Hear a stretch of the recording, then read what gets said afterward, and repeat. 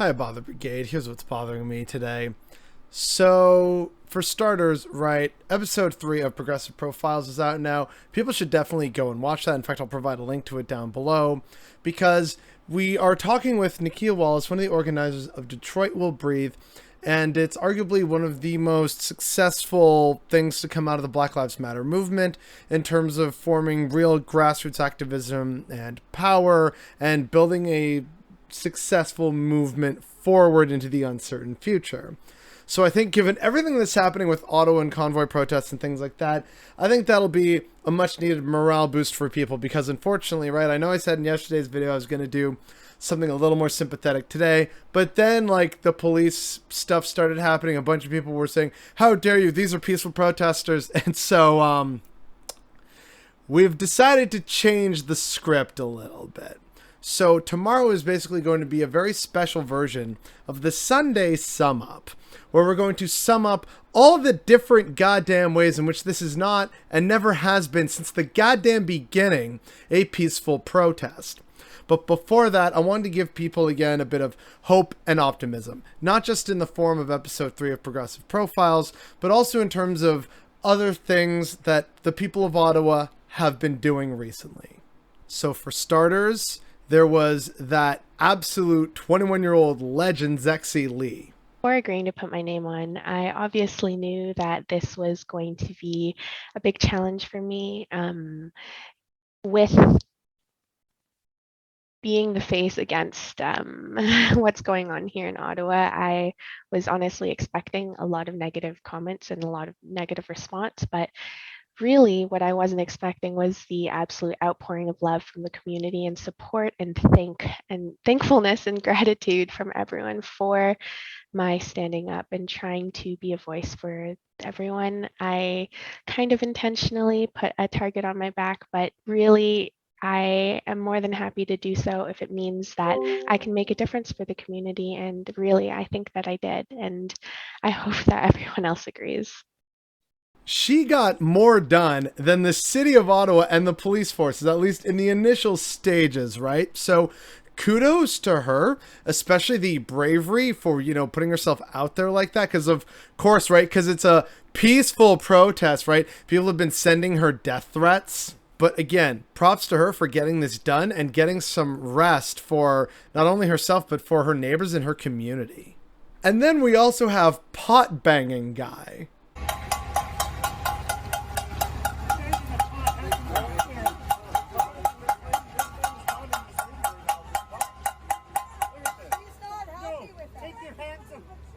I know. You want her to take your hands away from you, but you're going to put that in everybody's ear? Yeah. Just with all your horns. Get away from me, man, or your hand might get hit by a spoon. You're not. If you hit her, that'll be the last thing you will ever do, my friend. I promise you. Leave him alone.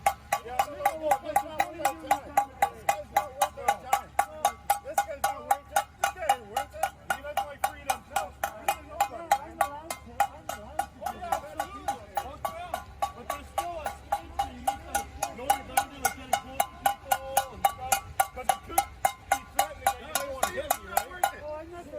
No. The way he just says, I know, is like, that just sends me every time.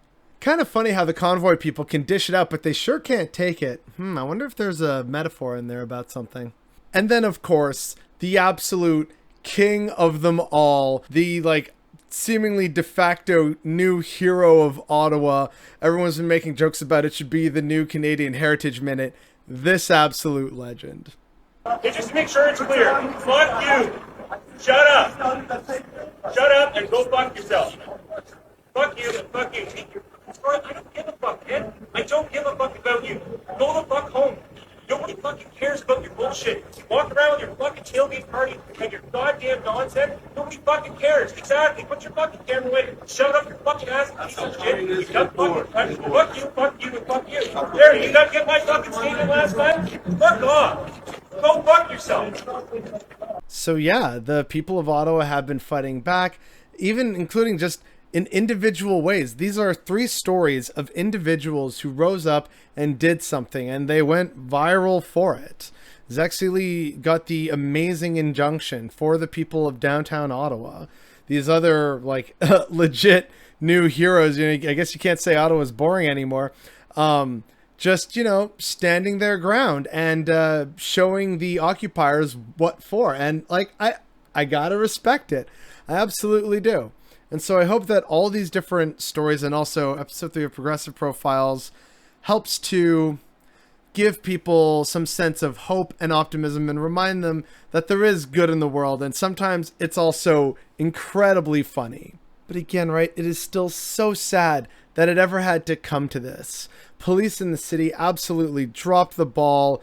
And so, sure, it's great to see that, ordinary people of Ottawa have risen up in various ways.